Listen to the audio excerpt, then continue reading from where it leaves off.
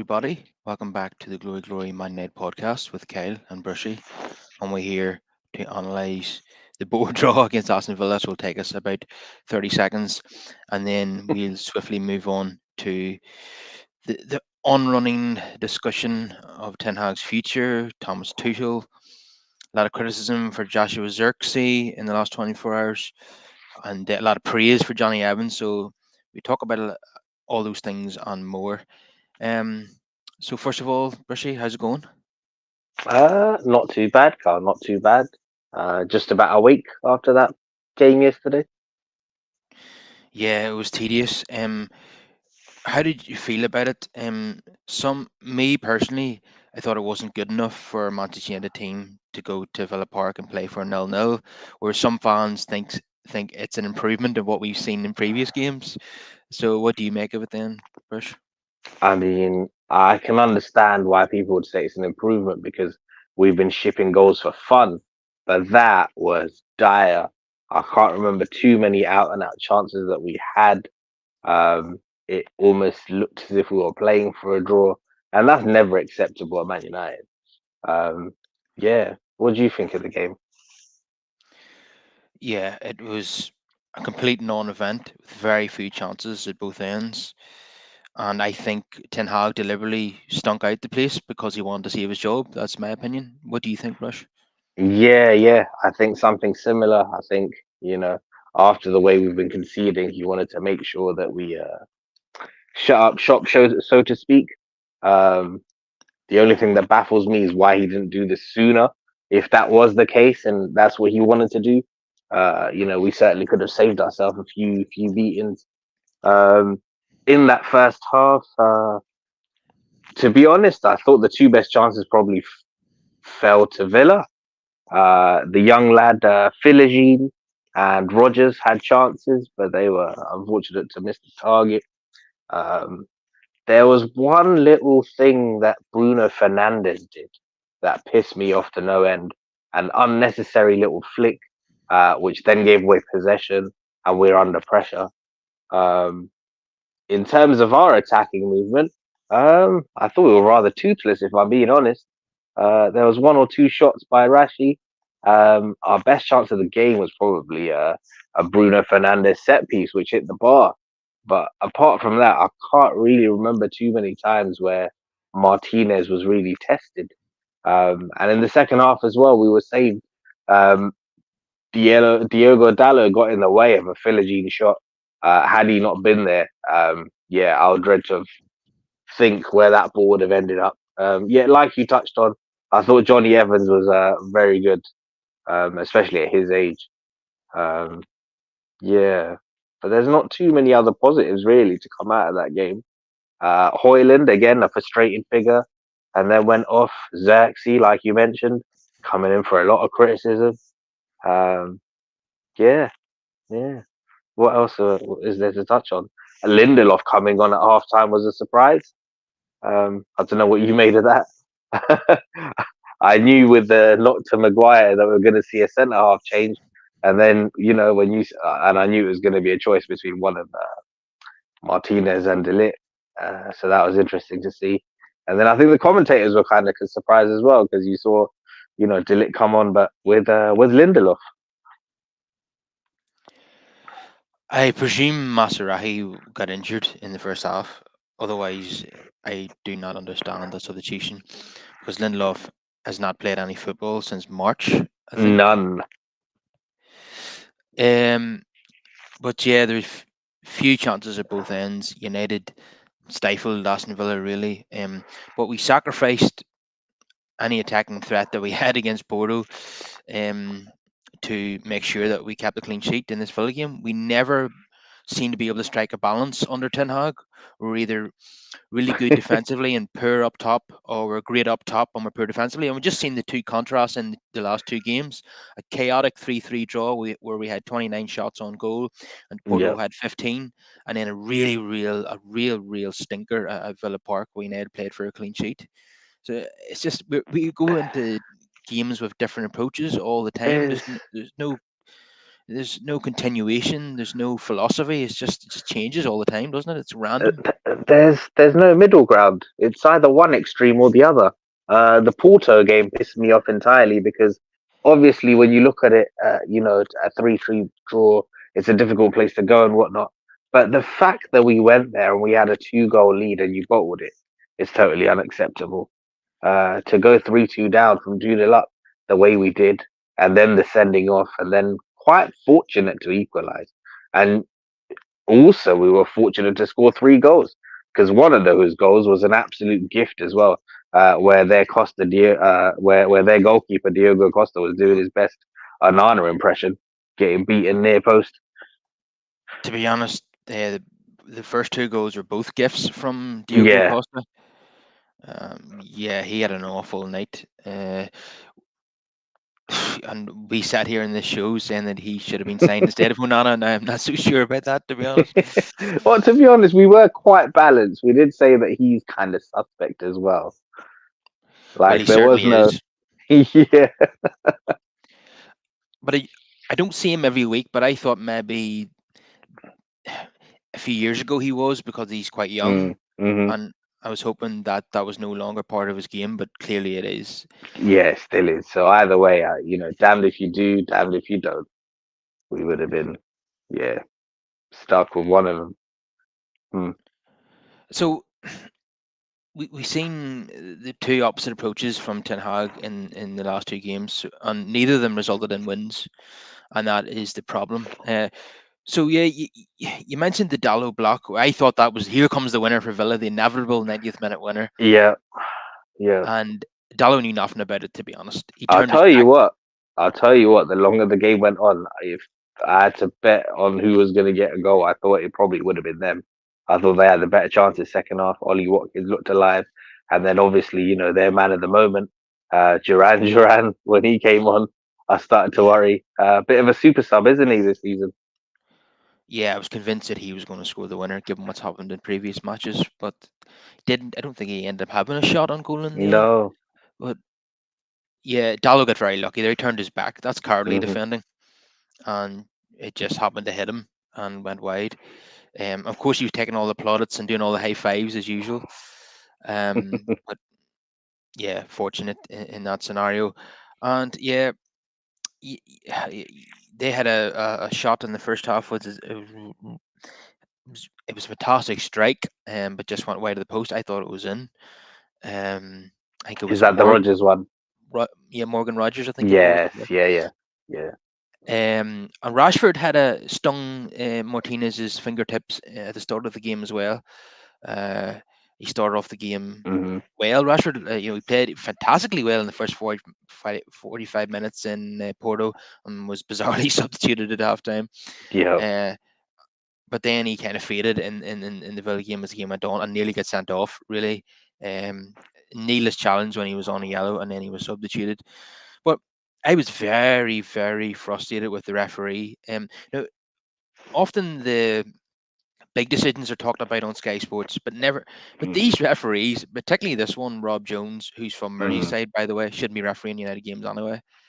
Um, Getting all the so-called minor decisions wrong. For example, booking Christian Eriksen for his first challenge very early in the game. Then Russ Barkley does the same thing, doesn't get booked. Hmm. Then he books Kobe Manu for winning the ball. Wasn't even a foul, and he gets a yellow card.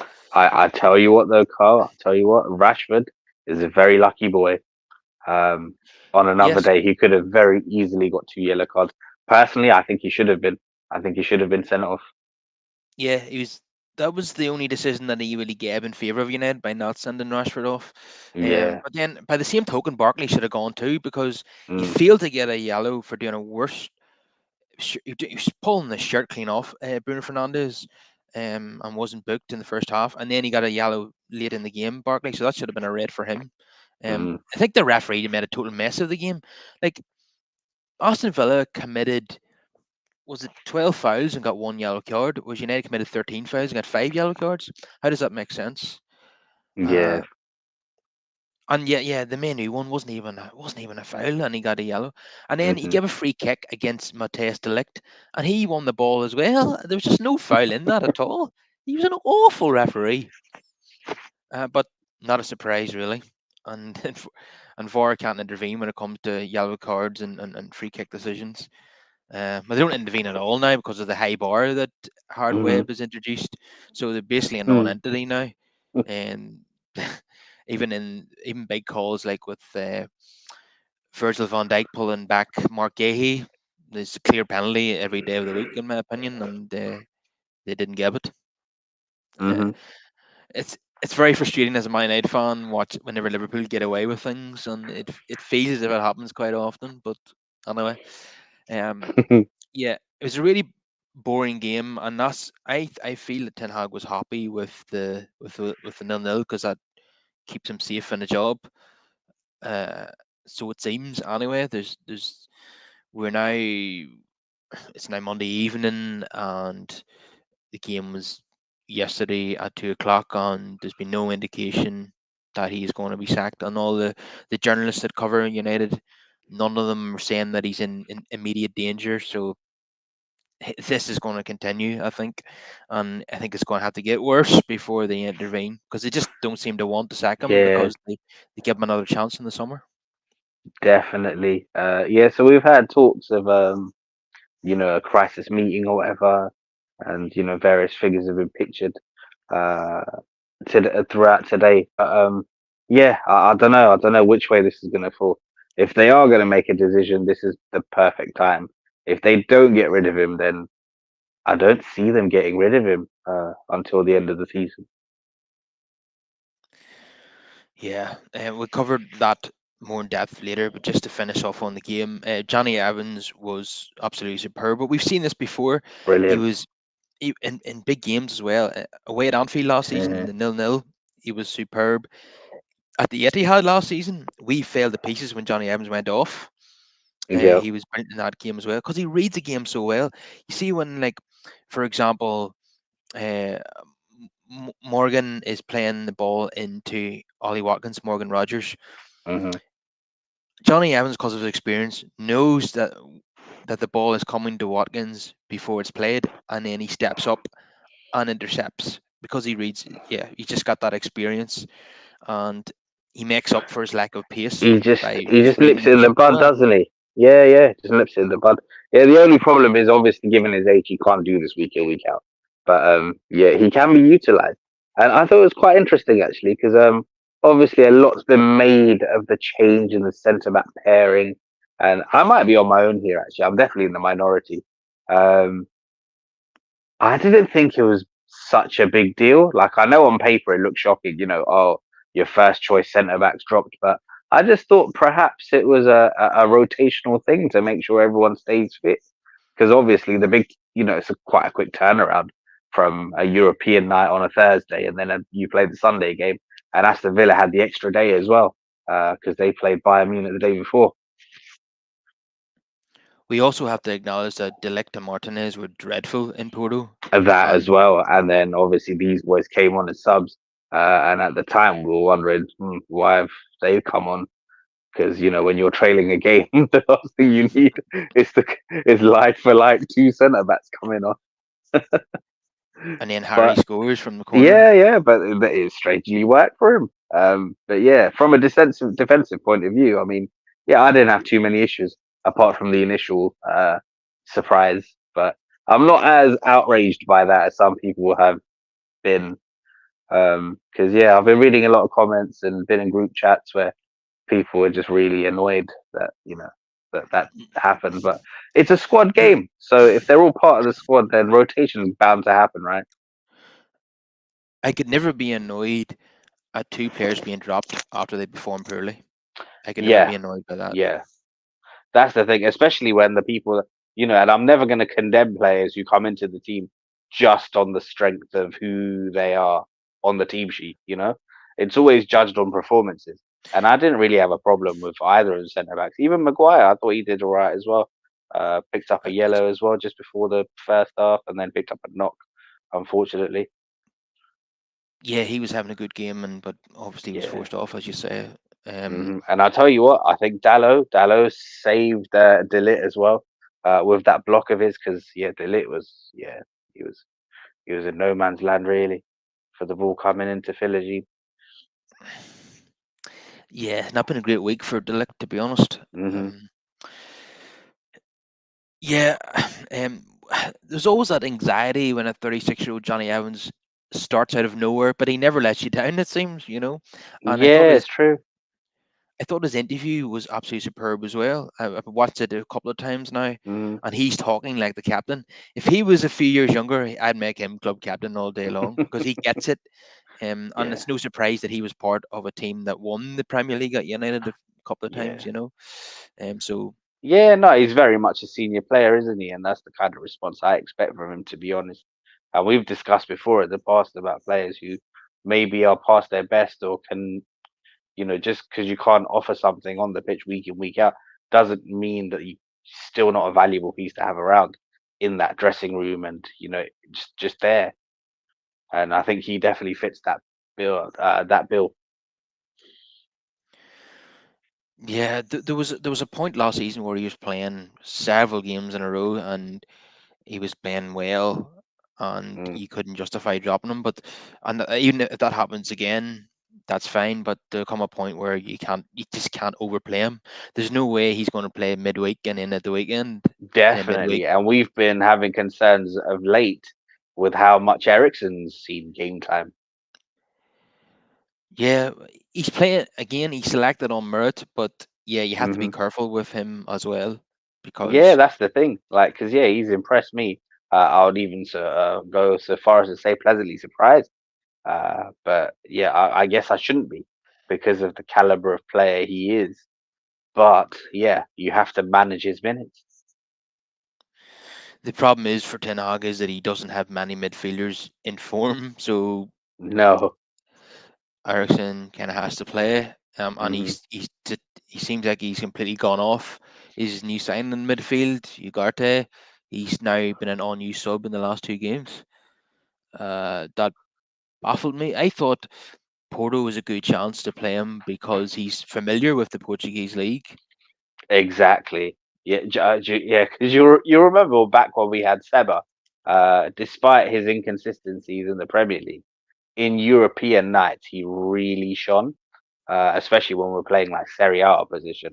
I remember one game in particular. I think we were playing Juventus, and Giggsy scored the goals, but Veron was absolutely superb. He ran the show. Yeah, yeah. For a player that took so much criticism, Varane, when you watch the highlight reels Hmm. of his time at Old Trafford, you're thinking, why was he being criticised so much? This is superb. He's brilliant.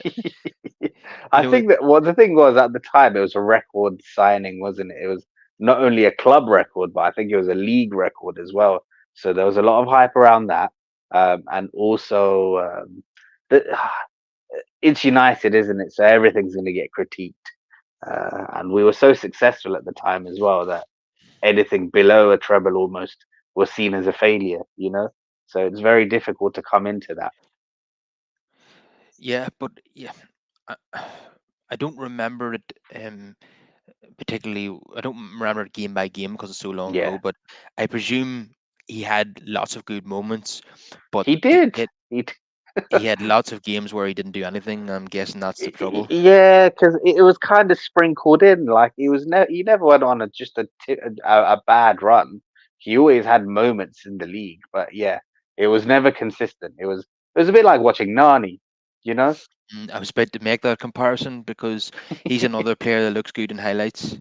Yeah, And yeah. And he was on his day. He was brilliant. It's just that those days weren't as close together as you would have liked them. And you mentioned the standards, and the standards have dropped considerably Hmm. in the last 10 years, and it seems to be dropping even more because people seem satisfied now with a mediocre team.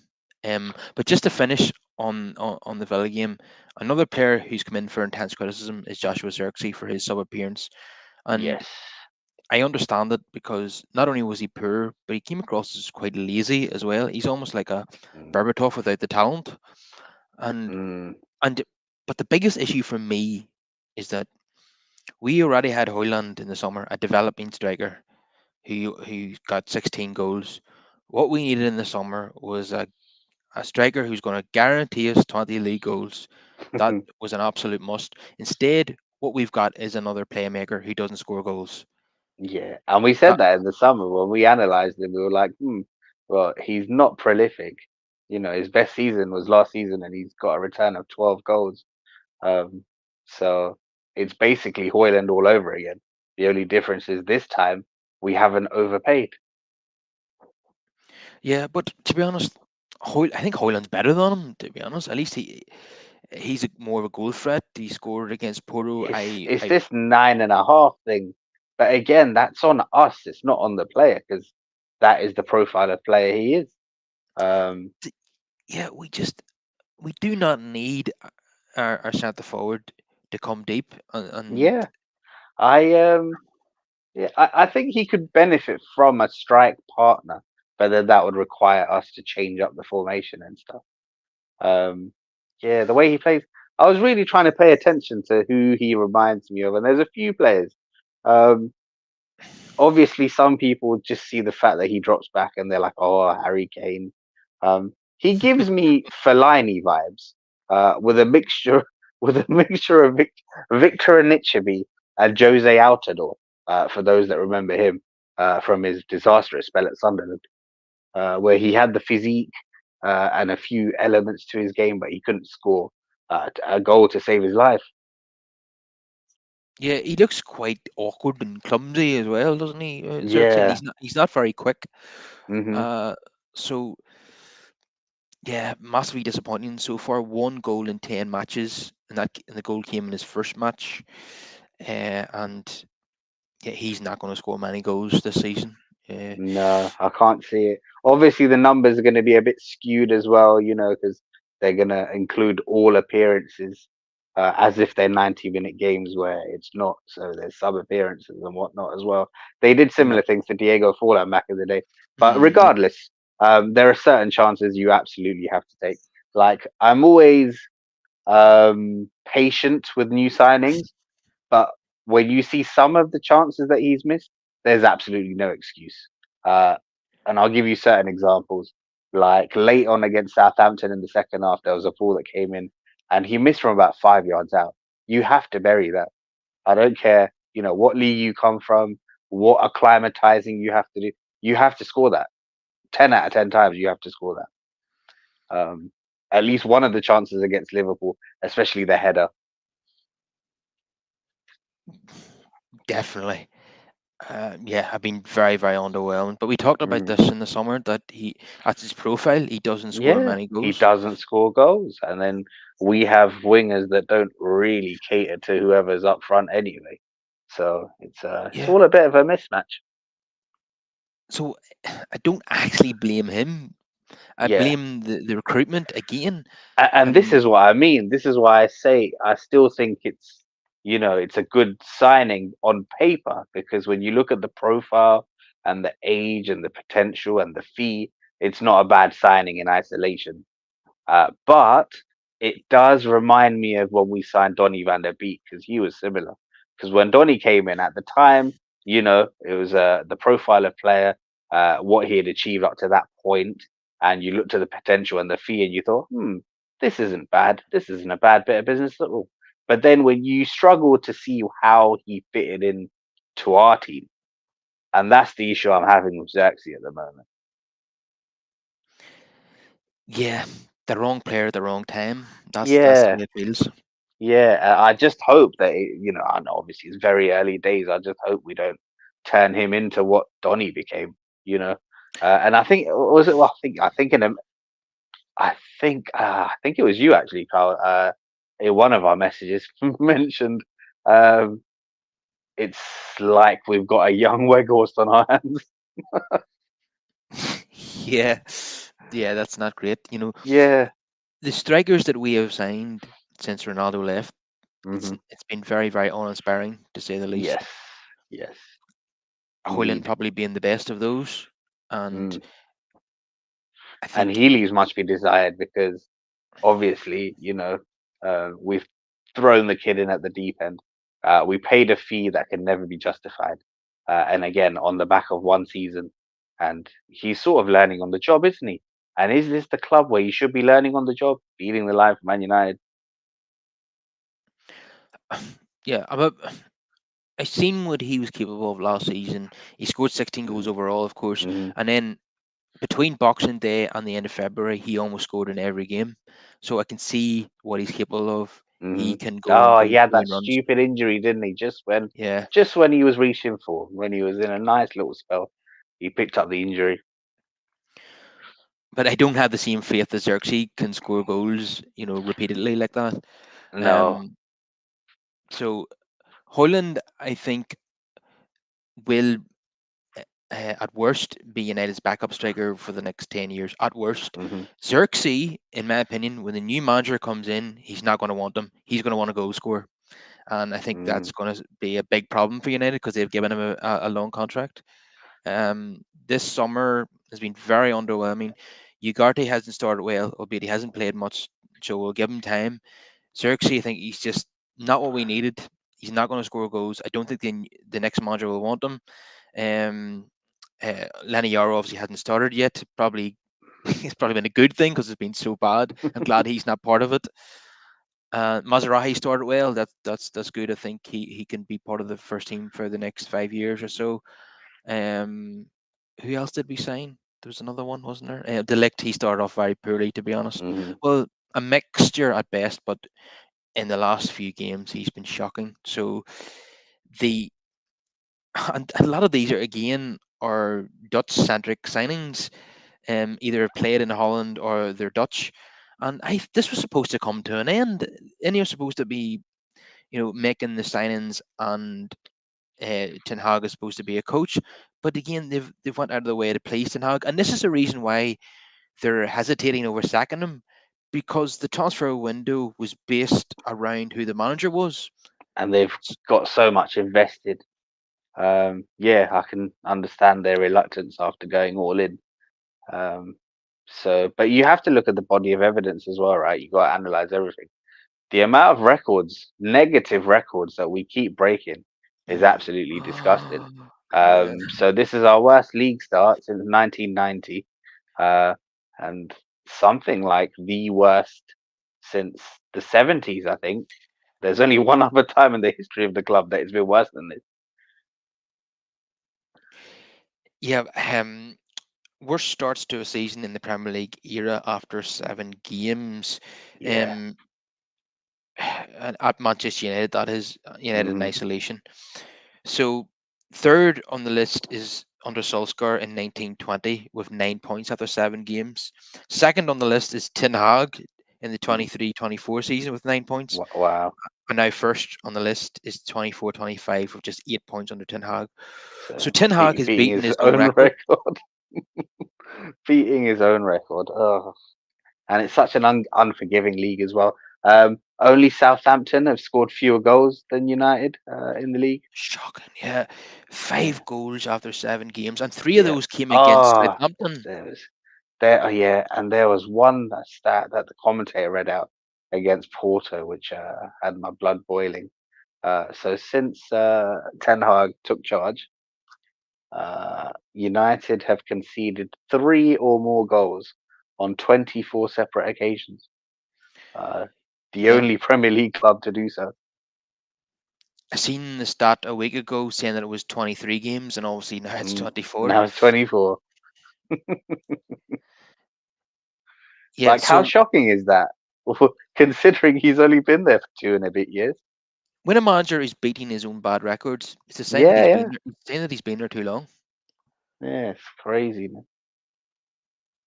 It's there's so many of them. So we've only got 8 points from our first 7 games, which is Hmm. a new low in the Premier League era, which is now what 30 odd years old. Um, we have only scored 5 goals, and 3 of those came against relegation fodder, which is Southampton. Yep. So we've only managed 2 goals in the other 6 games. Hmm. We've now drawn a blank in three Premier League games in a row. In a row. Yeah, you just don't know where the next goal's coming from. And then to really highlight how bad we are, Tottenham, after they completely dismantled us, without really getting out of second gear.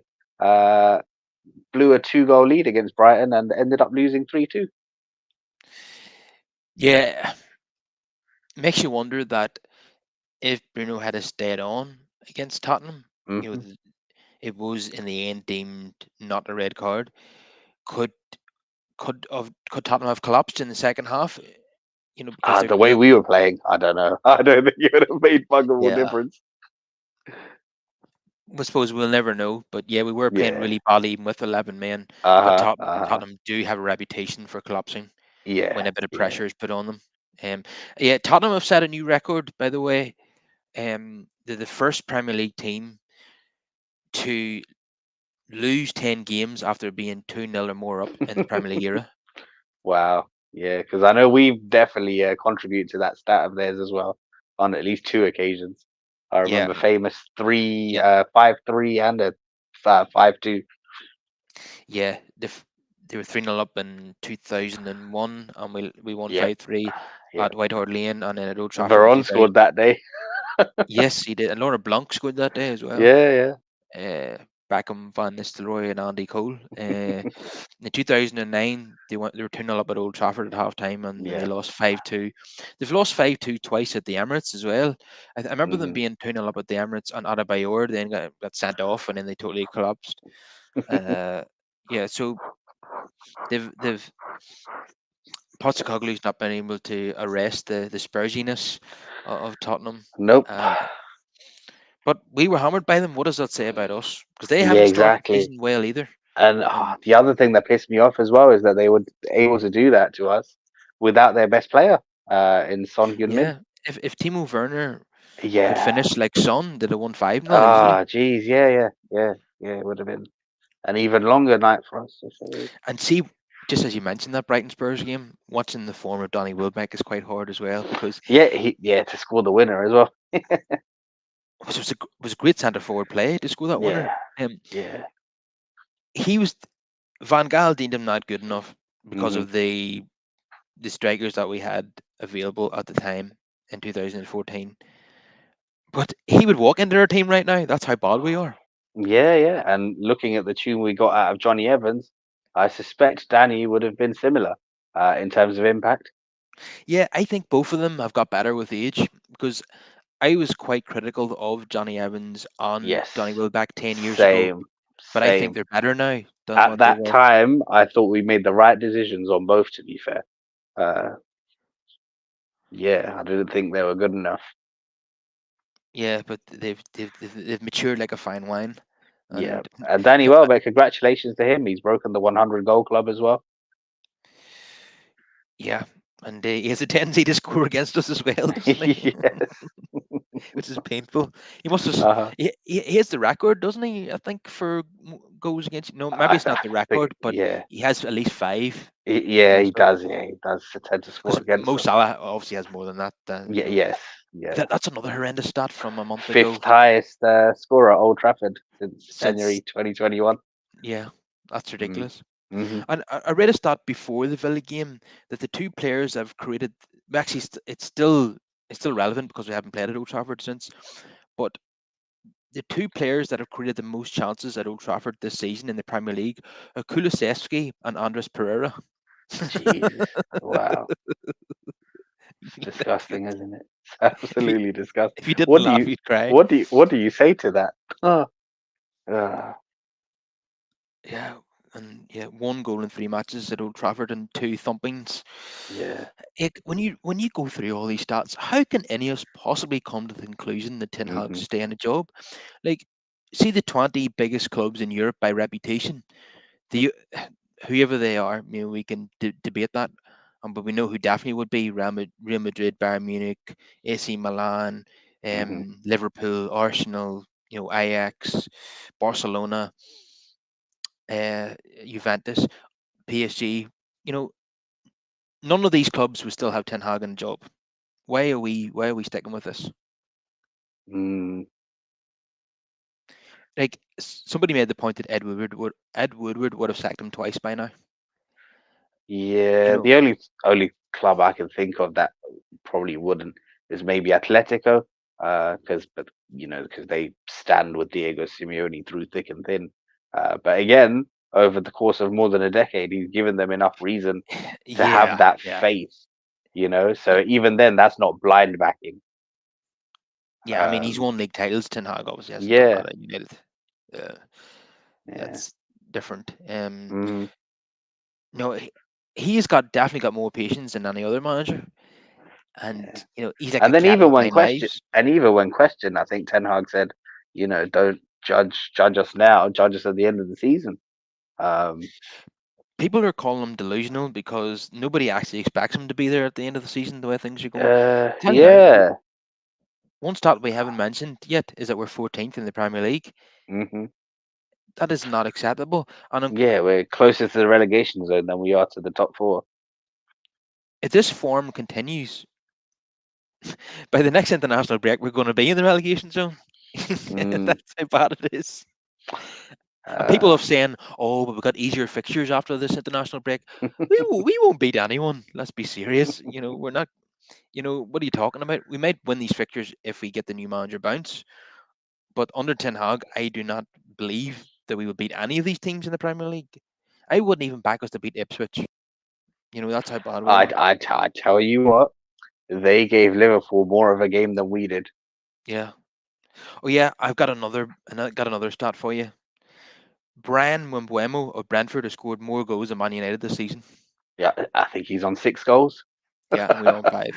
Yeah, yeah, he's second top goal scorer in the league. I think him and Cole Palmer are tied for second. That cyborg is on 10. Bloody Haaland. He's had two blanks as well, and he's still on 10.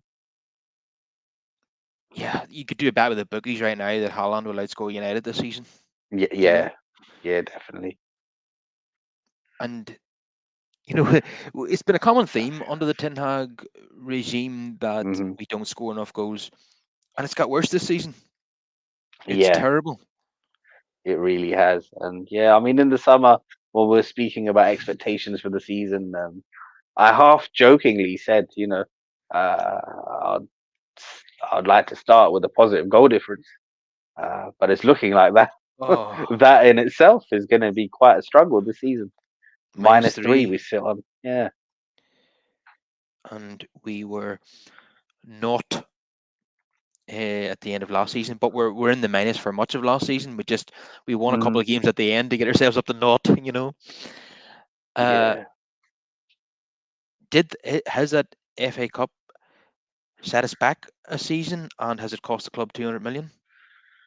It's difficult to say, isn't it? I don't know.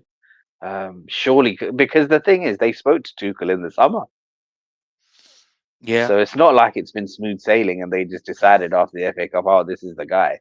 Like, they haven't given him a new contract. All they did was exercise the 1 year option on his existing, and they spoke to other managers. So what does that tell you?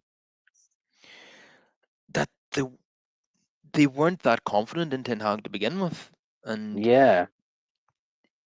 like the meeting with Tuchel, there's been so many conflicting reports on this Hmm. that they decided not to appoint him, or else he turned it down, depending on who you listen to. But if you listen to the Athletic, I think it was Laurie Whitwell who reported that Thomas Tuchel, in that meeting in the summer, turned down the job because he was just going to be a coach with no power, and that's not what he wanted to sign up for, Hmm. and decided to take a year out then. But now they might revisit this during this international break, And listen, potentially. in terms of that, I mean, we've seen that happen before. You saw what happened with Antonio Conte at Spurs. The first time they approached him, that he turned it down because certain criteria were not met, and then they went back and then they sorted it out. So if Yeah, they, and if United are going to approach Tuchel this week, yeah, United are not coming from a position of strength. They need no, they need to make concessions if they're going to hmm, appoint him. Another name that's been mentioned is another Thomas Frank of Brentford. Uh, like, why would you want to leave Brentford? He's doing a good job with them. I think we'd be setting him up for failure if we were to go down that avenue. yeah, it's an interesting one. My With only Tuchel, the one thing you can say, obviously, very, very experienced, and he's he been is, yeah, there at the top levels, and he's done it. You know, whereas but with a Thomas Frank, it's just going to be a hope and a prayer, and you're just praying on what style of play. yeah, I like Thomas Frank. I think he's a good manager, and he's done superbly well at Brentford. But come to United is different beast, and different kind of pressure, and Yeah. the credentials will be as soon as we lose two matches, people will say, "What has Hmm. he won? What has he done in the game?" And the players might think the same thing. How can he tell me what to do? What's he won? You know. So and we do know we've had issues in the dressing room Yep. in the very recent past when it comes to players respecting managers, and downing tools and all the rest. So would be a gamble. Thomas Tuchel, as you say, he's won the Champions League. He's won league titles in various Hmm. countries. He's managed in the Premier League with Chelsea. He's managed Uh, big egos. He's managed big players, big yeah, reputations. but he's had a very mixed record. Yeah. And his most recent job at Bayern Munich didn't go very well at all. Yeah. In his first half season, he won the league title by default because Dortmund blew it on the final day, Hmm. which is not normally how Bayern win leagues. They normally win convincingly by 10 points or more. And then last season, they were blown away by Bayer Leverkusen and they finished third behind Stuttgart. That's not great, is Yeah. it?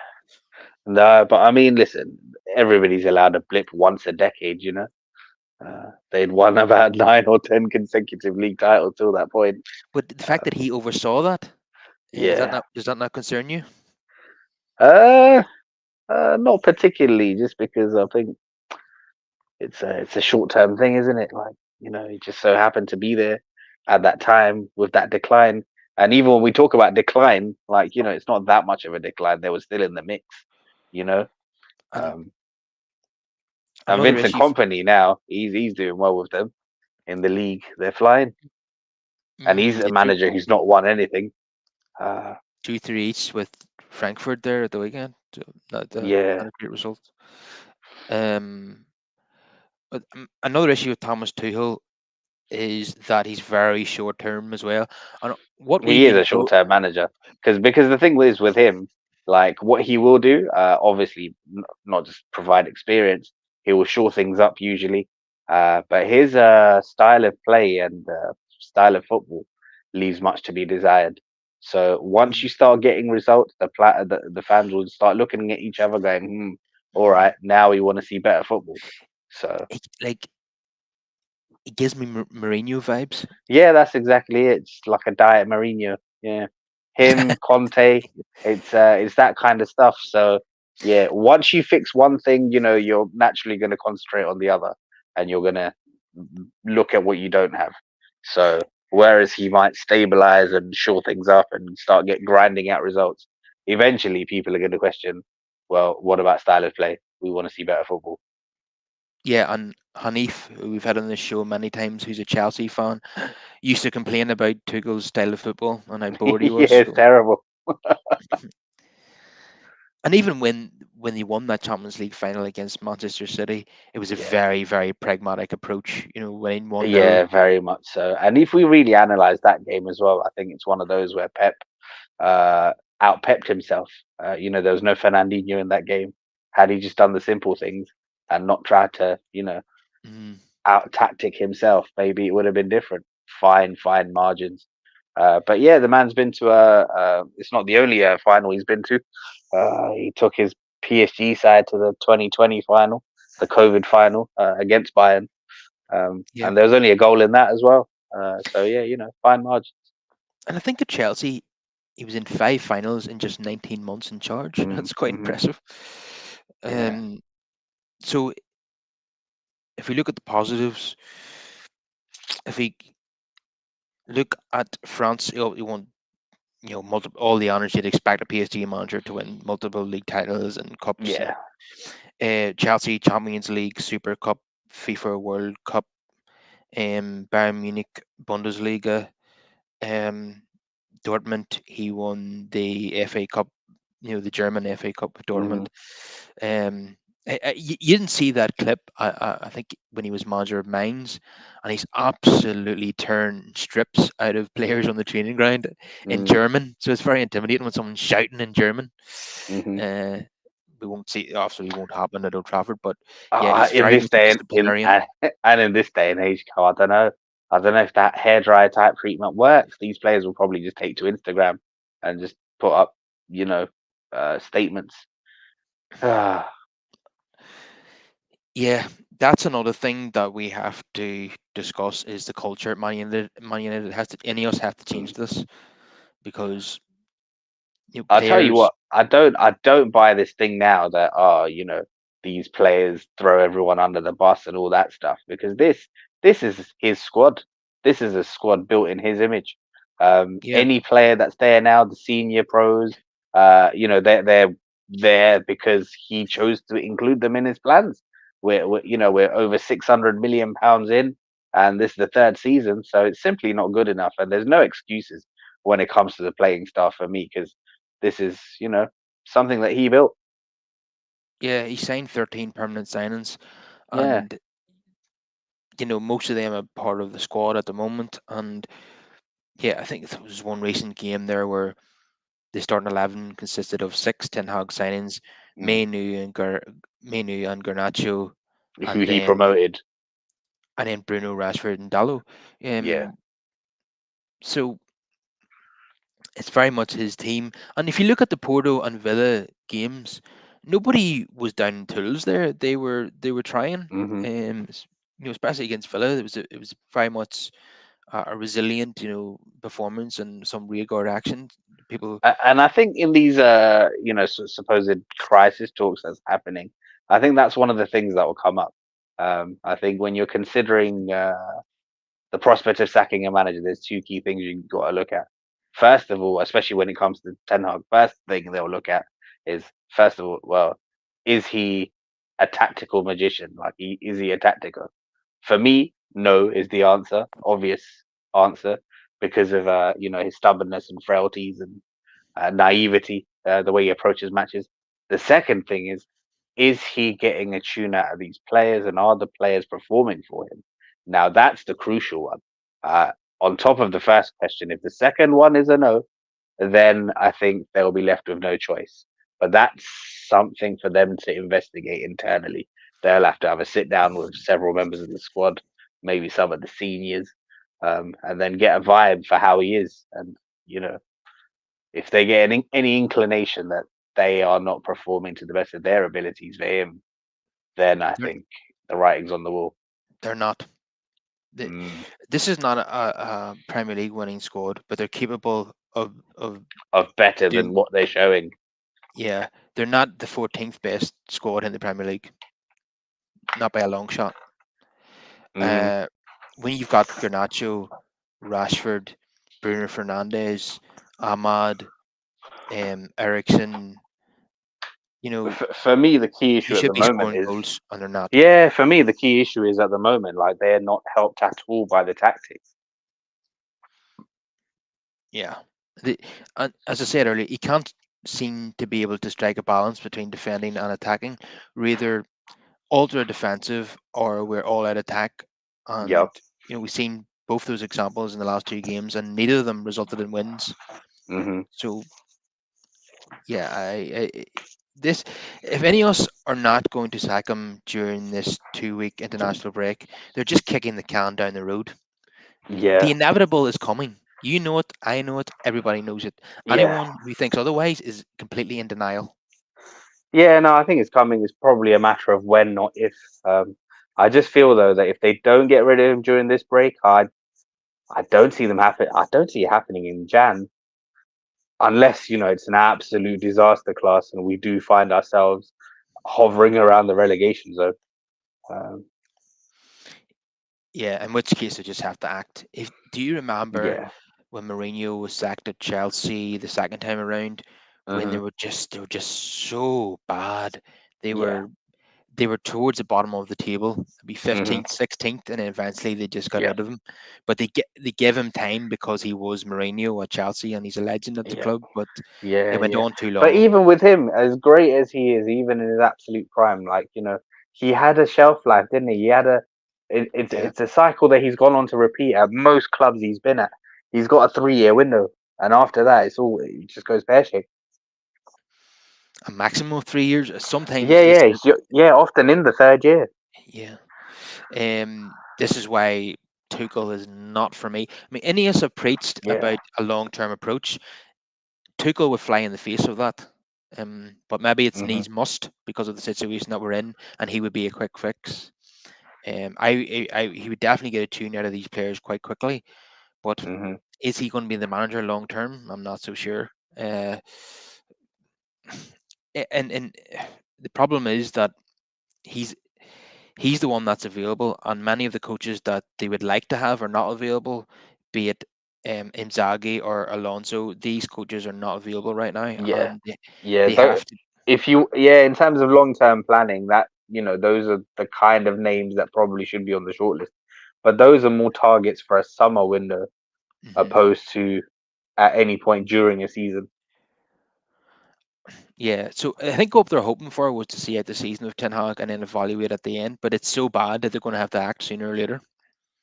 You know, Yeah, you know. yeah. I mean, listen, whilst he remains the manager, I will always hope that he can turn it around. But it's more on a hope and a prayer than any kind of statistically backed thing that gives me any kind of confidence. No, it's just not going to happen. He's past the point of no Yeah. return now, in my opinion. There is some people out there who say they keep saying the usual phrases of back the manager, or and Hmm. then if we manage to win a game or get a result, to say, oh, the Ten Hag haters are going quiet all of a sudden. Yeah, Um, yeah. I mean, already we've seen the PR spin because those that back him blindly, will say that he went this past week undefeated. I spoke to one guy yesterday briefly. I couldn't believe the message I saw. He said, "Yeah, we're undefeated in Europe." you know, some people are so invested in Ten Hag succeeding that they're almost like Ten Hag FC. They're more Ten Hag Ah, it's, fans than United fans. yeah, see, I don't know. I don't know if some people just have the blinkers on when it comes to United, or think that they'll be just looked upon harshly if they critique the manager. I don't know. Don't know. Well, I've got to say now that the Ten Hag FC have shrunk in size in the last month or Mm, so now. Ever since that Liverpool game, they've been getting smaller and smaller. Uh, yeah. Yeah, because there's only so much you can take. You can't just get battered by anyone half decent or in the top half of the table.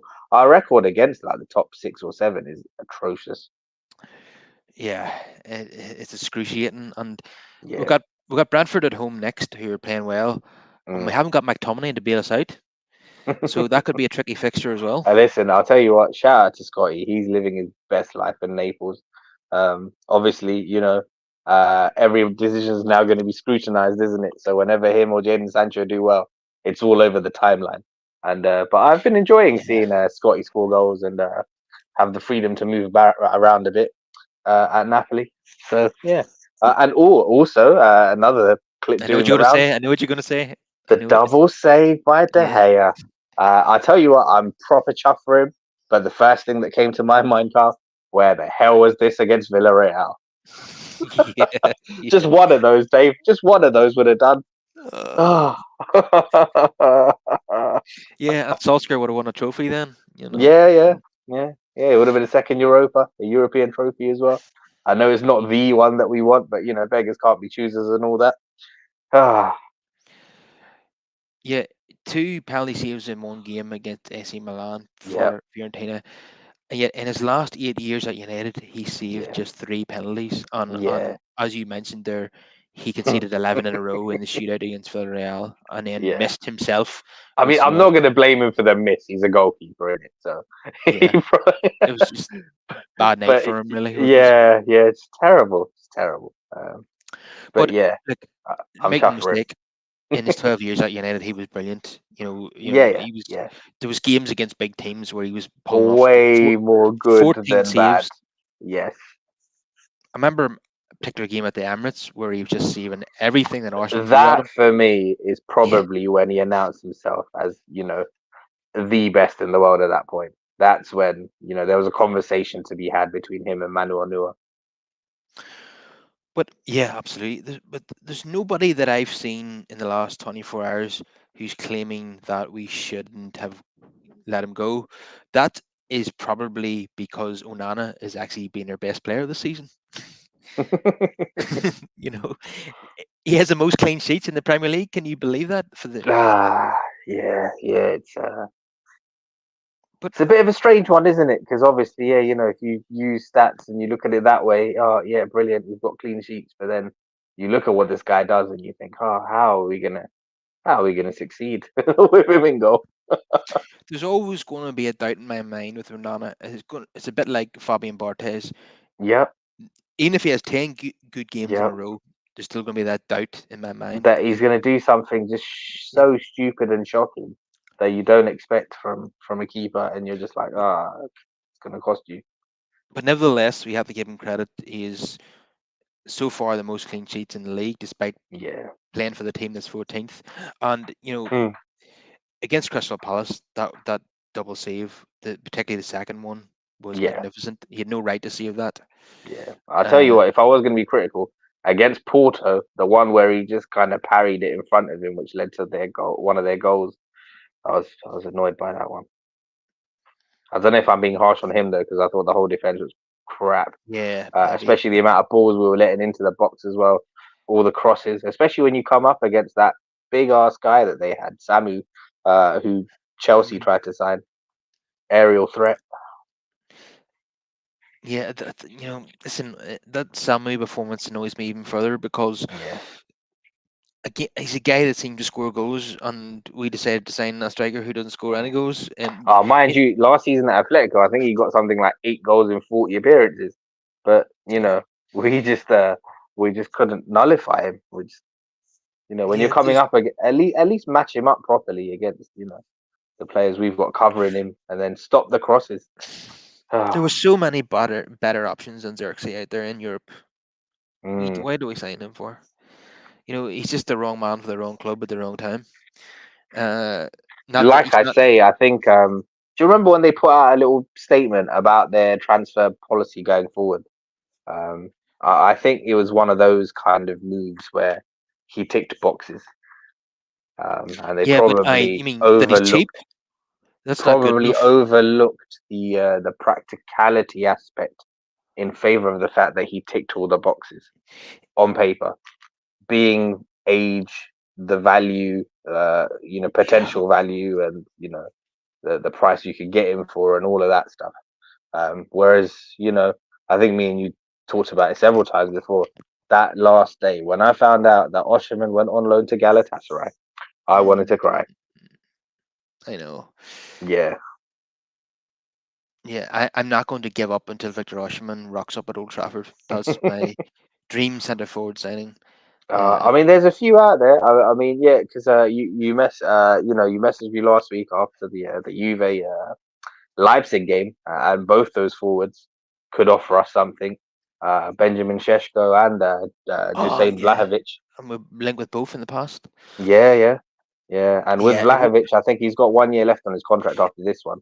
So in the summer, there yeah, will be an opportunity there. yeah, and there will be a new manager at United by next summer, no doubt about it. And he will want a striker who scores goals. You can bet your ass Yeah, on that.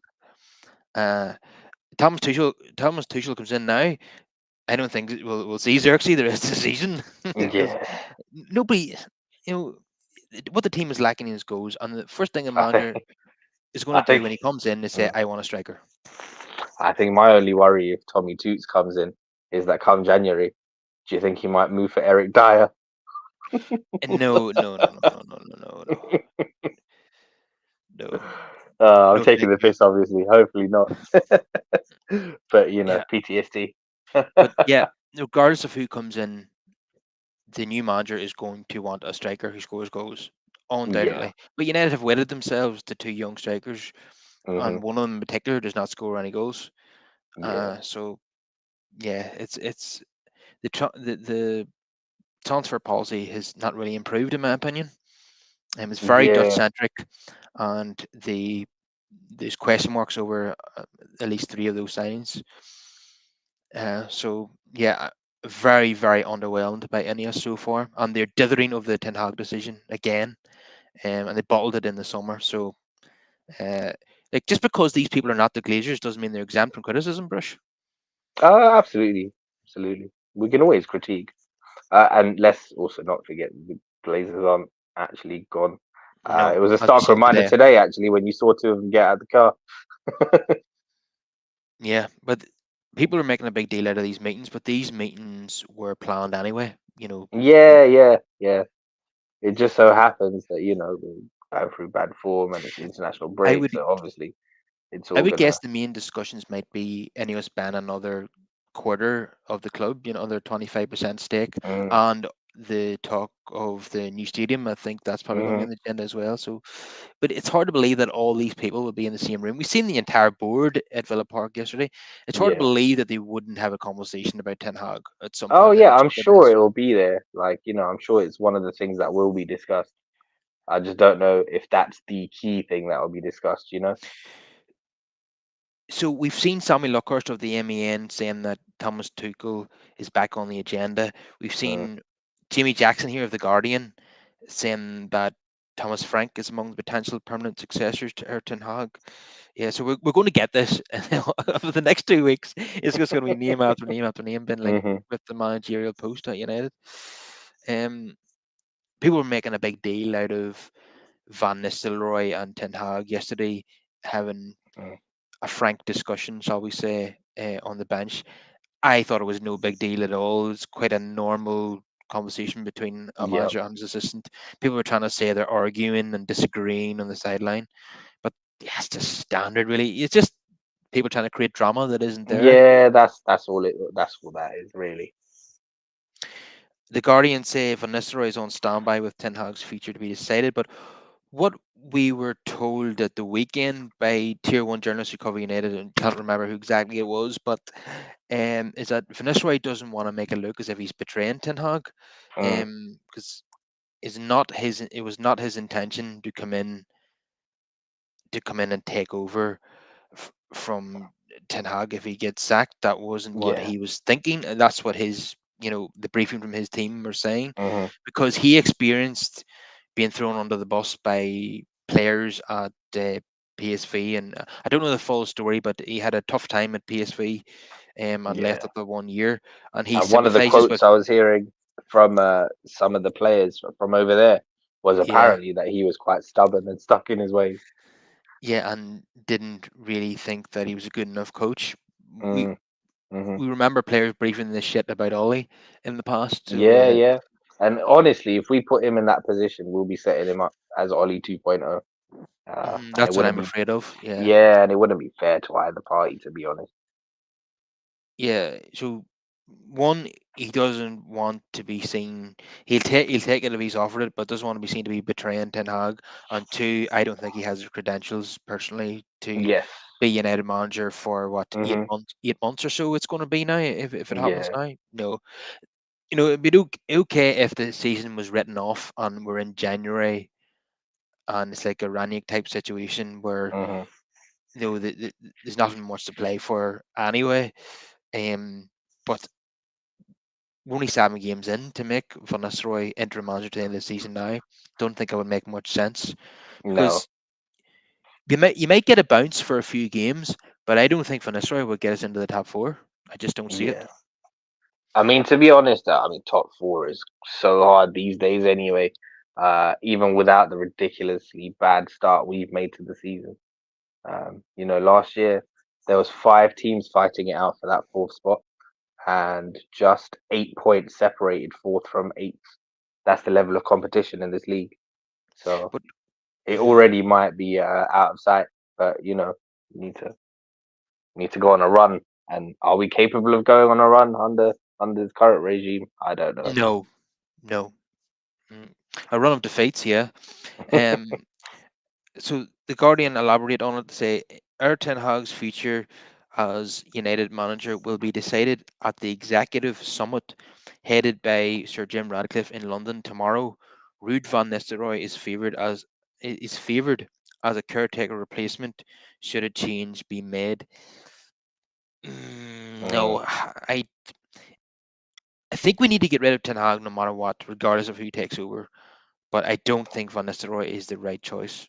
Yeah, Even as if they decide to dismiss the manager right now in this window, I don't think an interim is the way to go. I think even if you wanted to get somebody short term, I think it should be somebody with the utmost experience. So Tuchel will definitely fit that. yeah, one season at PSV as manager, is that the credentials to take over at Old Mm, Trafford? Not for me. yeah, there Uh, are one or two other managers as well who are experienced and knocking about, but I don't know if they would want to gamble, um, b- due to style of play and maybe lack of being in the Premier League before. But then again, what does that even mean? Because Enzo Maresca was never in the Premier League before, and he's getting a tune out of those boys at Chelsea. And the man I had in mind at the moment that I was thinking of was Max Allegri, who I believe is unemployed. he gives me yesterday's man vibes. Yeah, I mean his football is again it's from that school of Conte, Tuchel, Mourinho. Nah, It's nah, not nah. nice. Um, Another report from the I paper. There's just going to be loads of these now in the Mm, coming hours.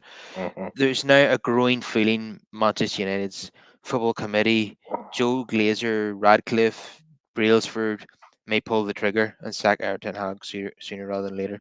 So hmm that's a complete contrasting report to most of what we've been reading.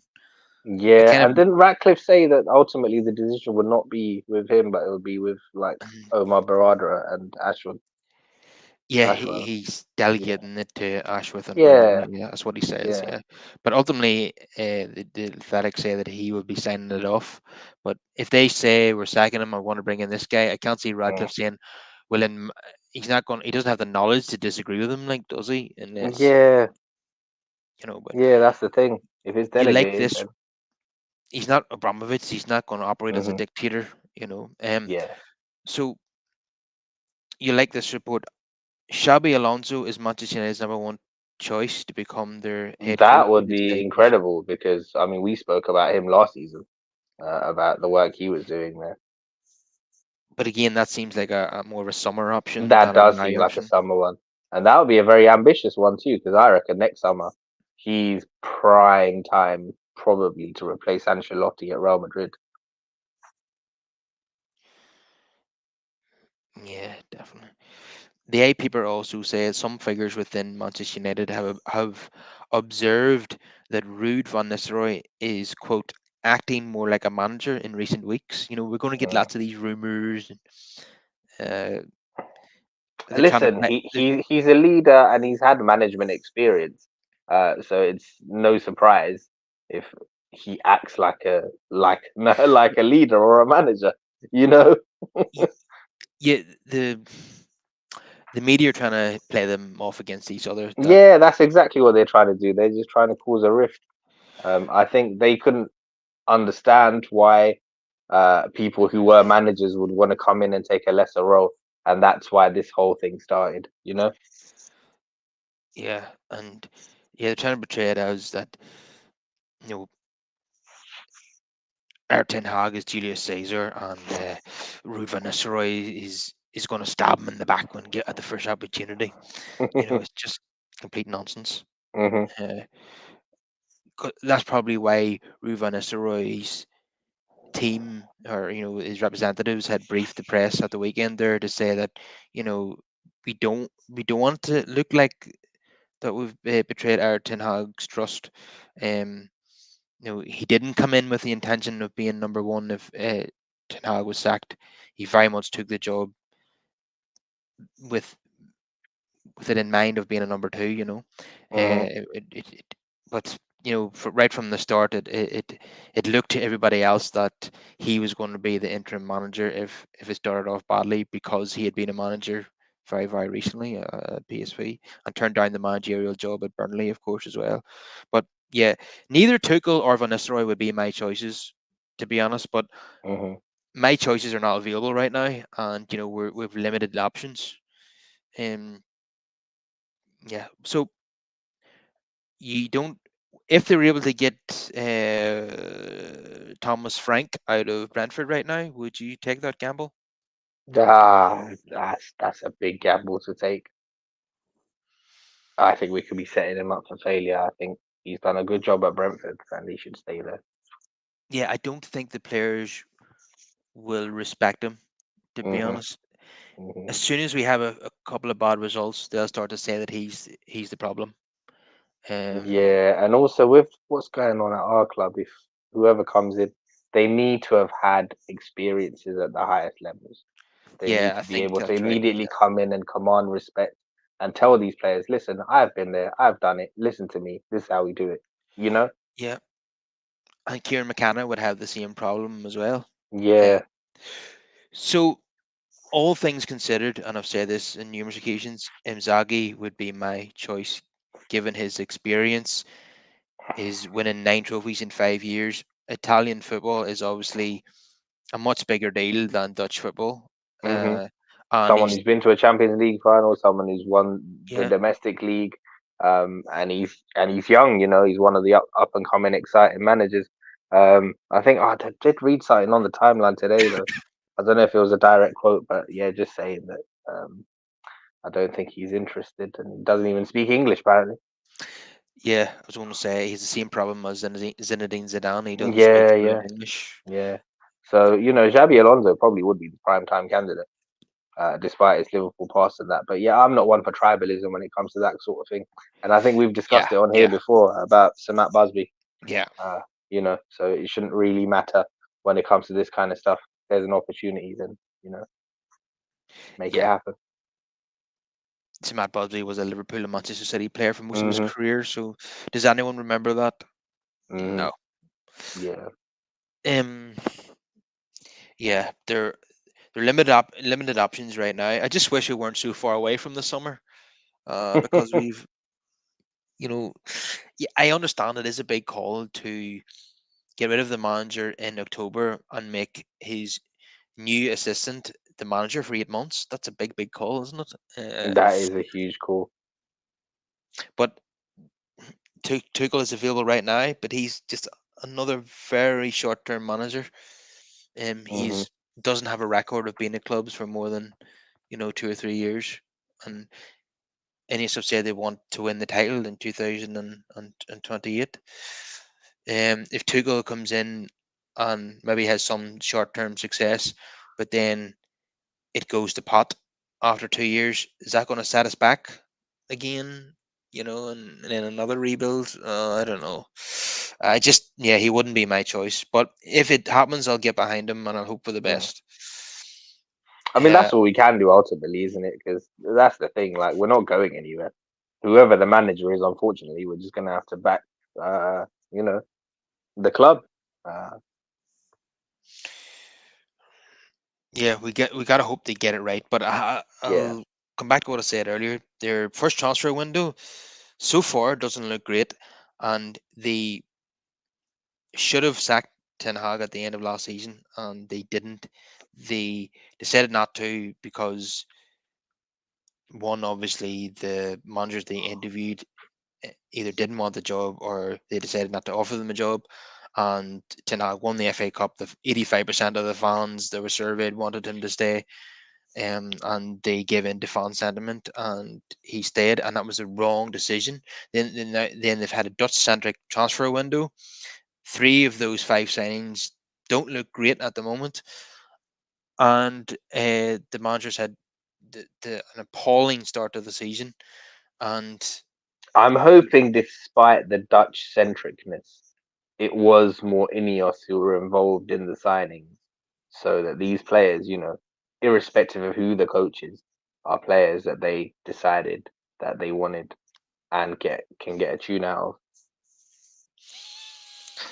yeah, but we needed a goal scorer, and they signed Xerxes. That was the wrong call. Just because he was available, he was young, he was cheap. They decided to bring him in. That was the wrong decision. No harm to the young lad. Just Yeah.